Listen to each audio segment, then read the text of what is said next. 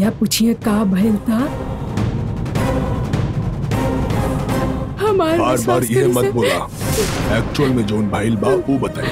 हम सच बोल रहे हैं। भाईला रो, यहाँ पुलिस का खातिर आइल बिया। देवसेना के बर्थडे खातिर सब लोग कपड़ा खरीदे गए रहे। सीता के देवसेना के ख्याल रखे बोलने रहनी, लेकिन बाद में आके देखनी तो देवसेना घर पे ना बिया। यही से पुलिस आके सीता से पूछताछ करत बाड़े। हाँ भैया, एक राय से बिल्कुल मत। कहा तनी चुप रहबू तू। सुना, तू सब जगह अच्छा से ढूंढ लेला। हाँ पापा, हम हर जगह देख ले। कहीं भी ना मिलल। गंगा फोन करके देवसेना के बर्थडे धूमधाम से करे के कहले। गंगा फोन कैले रहे।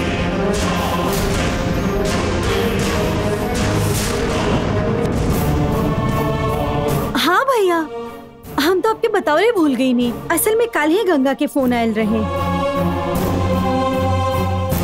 ओकर इच्छा पूरा होई या ना होई कह ना सके नहीं। उहे फोन करके देवसेना के बर्थडे धूमधाम से मनावे के कहले रहे। और वो फोन कहाँ से कैला और कुछ भी कहला सी ना? वो कहाँ भी इतना नहीं है पता भैया, कुछ बतौलस भी ना।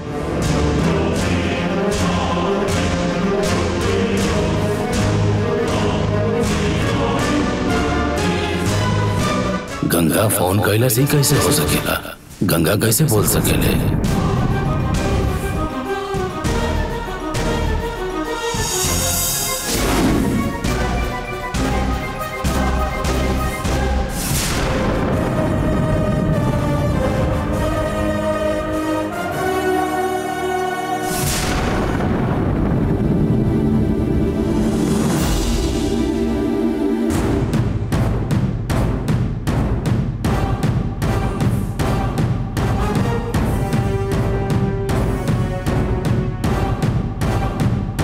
सच में ऐसा भइल होगी, अगर उहे फोन कैले होगी तब फिर कहां से कैले होगी? देवसेना के जन्मदिन के बारे में कहलस, लेकिन हमरा बारे में कुछ ना बतौलस।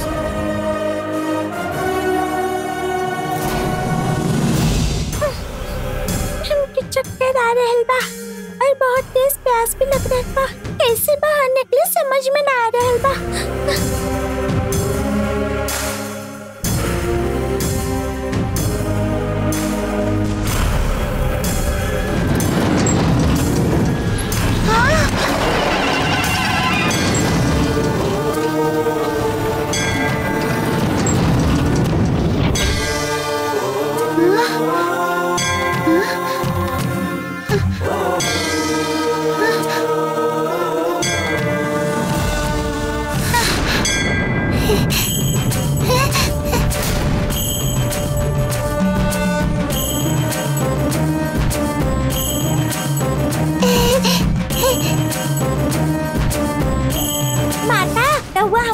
दरवाजा खोल गई नी।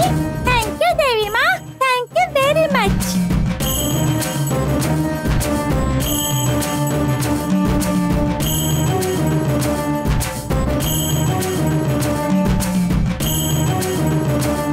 गंगा फोन कैले रहल, ये बात हमके स्वामी जी के बतावे के चाहिए,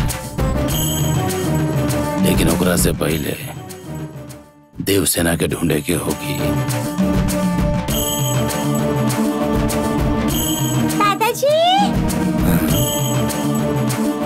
देवसेना, ये का बेटा?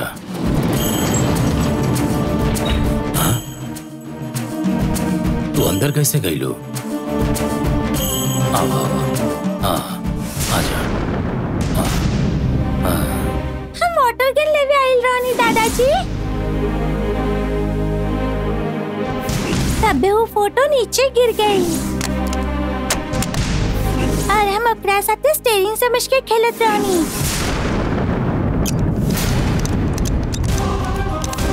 और तभी वो दरवाजा खुल गई। हम अंदर गए नहीं तो दरवाजा बंद हो गई। अकरा बाद देवी के बेसमेंट में हम फंस गए नहीं। माता, हम थक के नीचे गिर गए नहीं, लेकिन अंदर रहे वाला देवी माता हमके बचावली। तोरा के देखे के बाद अब अच्छा लगा था। हमने के घर में एगो ऐसन भी मंदिर बाई रहुआ काहे ना बताऊं। हमने के घर में ही मंदिर बाई केहू के मत बताइया। काहे दादाजी? हमनी के परिवार सुखी रहे यही खातिर हम ही देवी के राज केहू के बताओनी ना। अगर केहू के बता देती तो एकर शक्ति चल जाए बेटी। तू ही बतावा देवसेना, हमनी के परिवार सुखी रहे के चाहे कि ना? सुखी रहे के चाहिए दादाजी। अगर ऐसन बा तो तू ये बात केहू के मत बताइया। ना बताइबू एक खातिर जानकी माँ के कसम खा। जानकी माँ के कसम हम केहू के ना बताई। शाबाश, चला चला चला चला आजा।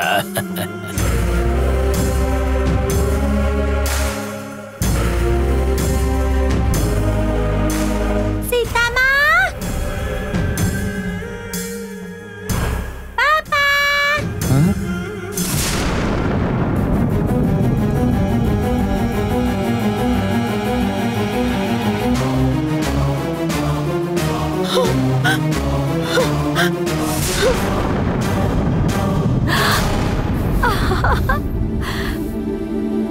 आओ बेटा।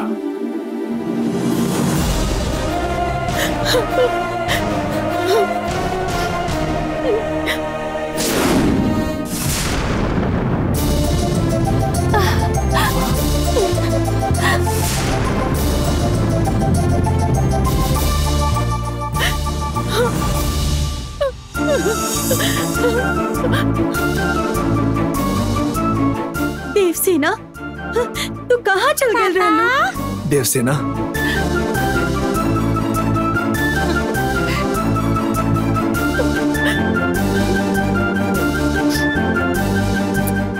पापा कहाँ रहली देवसेना? एकरा से कुछ मत पूछो। ये हमरा रूम के वॉशरूम में गई, दरवाजा अचानक बंद हो गई। देवसेना के वहाँ ना ढूंढने के बजाय तू लोग हर जगह ढूंढत रहा। रउआ ठीक से ना चेक कईने और ऐसे ही इन पे शक कईने। ऐसे कौनो भी डिसीजन हड़बड़ी में ना लेवे के चाहिए, प्लीज।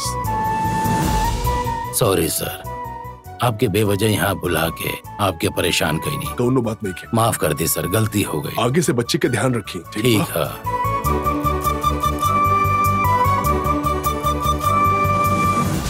हम सोचनी का और भैर का। बाप रे मंजू, देवसेना बहुत थक गई बिया, ओकरा के ले जा और कुछ खाए के दा। गंगा के फोन आई था देवसेना के बारे में, ओकरा कुछ मत बताई। हाँ, वो पहले ही बहुत दुखी बिया और परेशान हो जाए। चला देवसेना, हम तो के कुछ खिलाओ तनी। चला।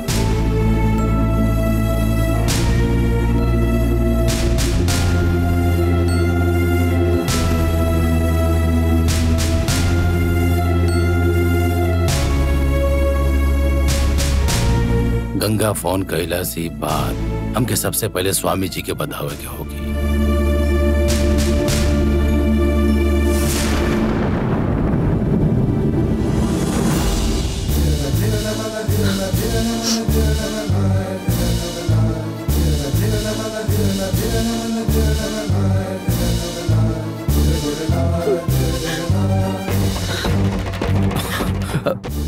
सीता,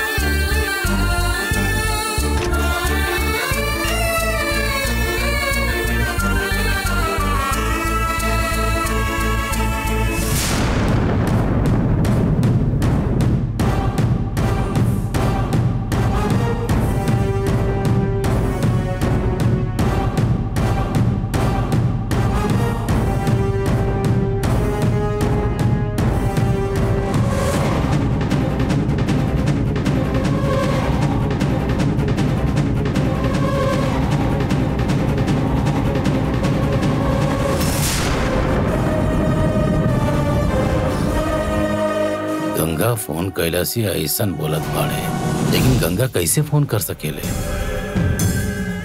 शायद गंगा के आत्मा तो ना होगी। स्वामी जी से ही पूछता नहीं। हाँ,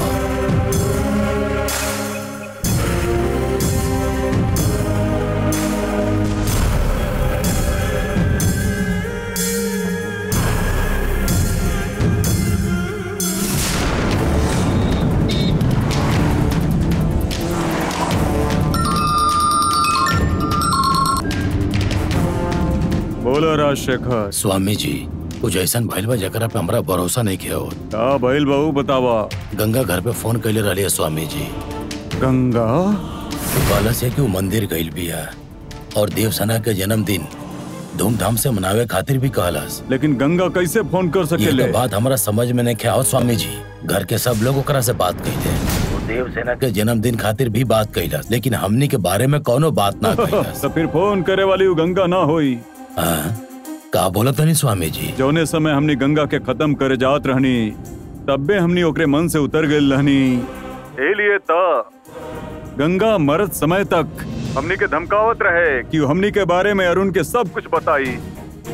अगर वो फोन कैले रहत तो सबसे पहली बात हमनी के बारे में ही कहा, वन देवी के काल चक्र के बारे में, और इतना ही ना अपना खून के बारे में बिना टाइम गंवले तू ओकर खून कैला एकरे बारे में सबसे पहले बताई।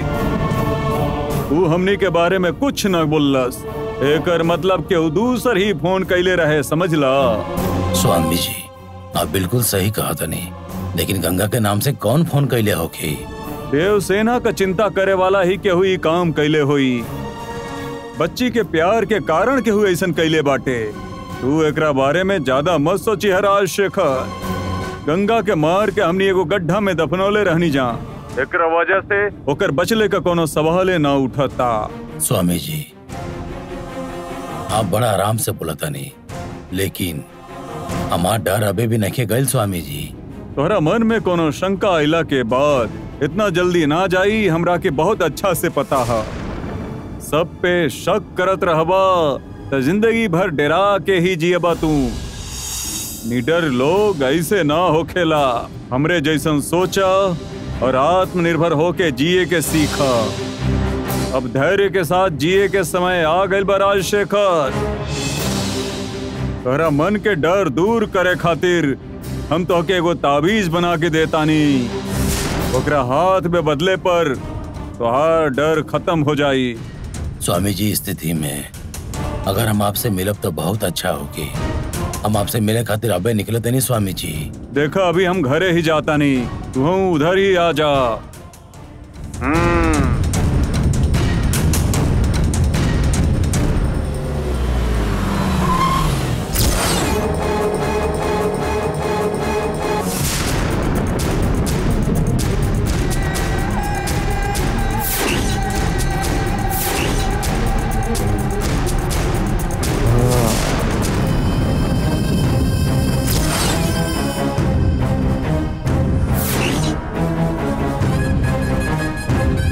माते भगवती, गंगा के बारे में भ्रम भइल बाटे। ई भ्रम का है कौड़ियन के द्वारा बता दा।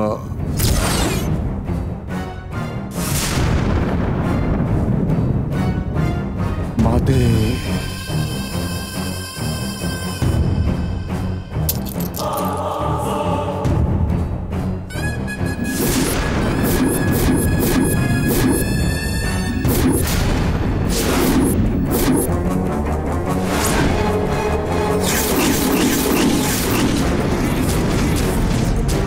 माता भगवती, ये कौड़ी अलग ही संकेत देत बाड़ी सा। हमरा भरोसा ना होत बा, रउए कर खुलासा कर दें।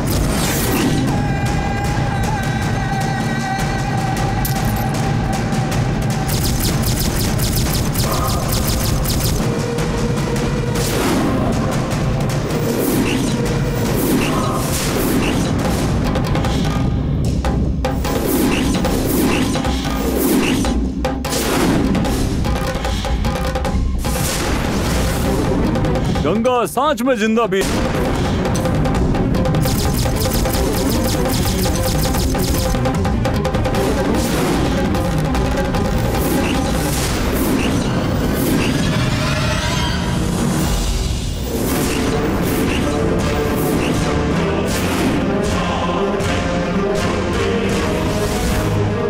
गंगा सांच में जिंदा बिया, लेकिन ये कैसे संभव बाटे? हमार भगवती माता गंगा के साधारण मत समझिया, ओकर देवी के प्रति श्रद्धा देख के कुछ कहल ना जा सकेला। जौन भक्ति ओकरा जान से प्यारी रहल बा, वो ओकरा के कहीं भी पहुंचा सकेले। ए लिए गंगा वन देवी के पास ना पहुँचे के चाही, तू एकर चिंता करा।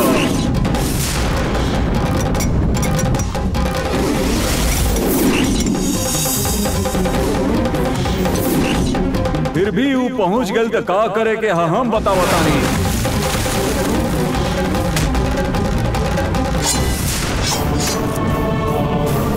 संदेह दूर करे खातिर बोल रहल बानी तो तू और ज्यादा ही शक पैदा करत पाड़ू। आँखी से जौन लौकता ऊपर विश्वास करी कि अपने विद्या पर विश्वास करी। जौन भइल अलग बाटे लेकिन ई कौड़ी अलग ही बतावताड़ी सा। हमार माता शक काहे रखी? गंगा के कुंडली निकाल के देखा थानी।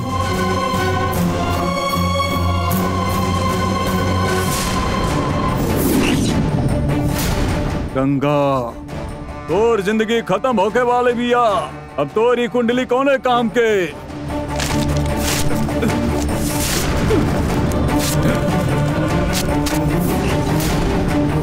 गंगा के कुंडली हम ही तब फाड़ देले रहनी ना।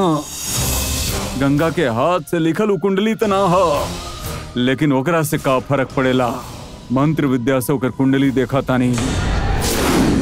महेश्वरी, अम्बे, भगवती माते,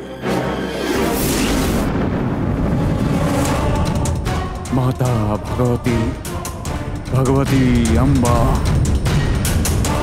गंगा के हाथ से लिखल उ कुंडली त ना हो, लेकिन ओकरा से का फर्क पड़ेला? मंत्र विद्या से ओकर कुंडली देखा तानी। महेश्वरी, अम्बे, भगवती माते, माता भगवती, भगवती अम्बा, भगवती अम्बे, अम्बे भगवती।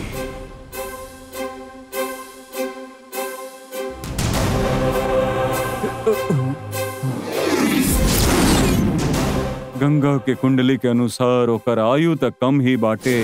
ओकर अकाल मृत्यु होखी ऐसन भी कुंडली बता रहल बिया। गंगा के कुंडली के अनुसार ही ओकर मृत्यु भइल बा। हमनी के ही ओकरा मार के दफना देले बानी। कुंडली के अनुसार गंगा का जिंदा रहल संभव ही नहीं खे, लेकिन भगवती का कौड़ी बताओ ताड़ीसा कि गंगा जिंदा बिया। भगवती का कुंडली सच बतावतिया कि भगवती का कौड़ी सही बतावतिया।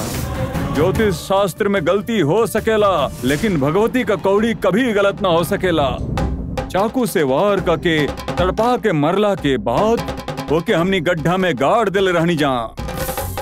गंगा फिर भी जिंदा कैसे रह सकेले?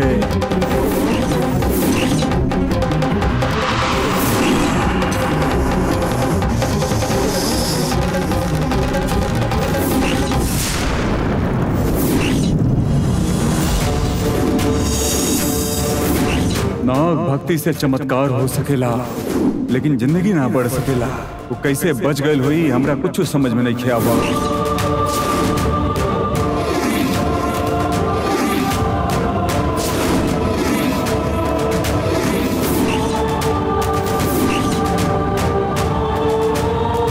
हमनी के गंगा के ओकरे पहले भी मारे के प्रयास कैनी जा, तब ओकरे हाथ का त्रिशूल रेखा ओकरा के बचा ले रहे।